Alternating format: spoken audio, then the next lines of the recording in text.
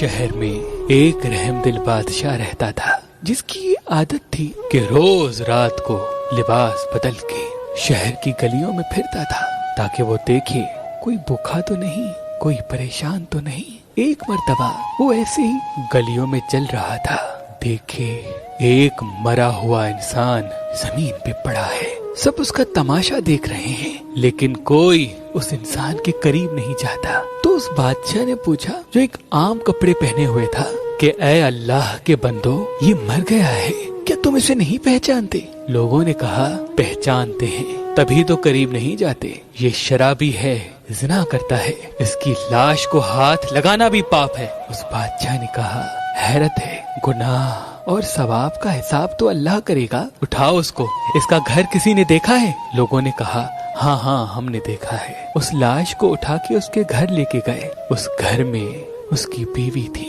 اس بیوی نے جیسے ہی اپنے میاں کی لاش دیکھی، زاروں قطار رونے لگی اور رو رو کے کہا میں نے اپنی پوری زندگی میں ایسا عظیم انسان، ایسا نیک انسان نہیں دیکھا۔ تو اس بادشاہ نے کہا کہ تمہارا میاں نیک تھا؟ شہر والے تو کہہ رہے ہیں کہ وہ زانی اور شرابی تھا۔ تو اس بیوی نے رو کے کہا میرا میاں صبح سے لے کے شام تک محنت کر کے کماتا تھا، لیکن جب رات ہوتی تھی تو شراب خانے میں جا کر شراب لیتا تھا اور اس شراب کو گندے نالے میں پھینک دیتا تھا اور کہتا تھا کہ میں نے مسلمانوں کے کندھوں سے، نوجوانوں کے سر سے تھوڑا سا گناہ کم کر دیا۔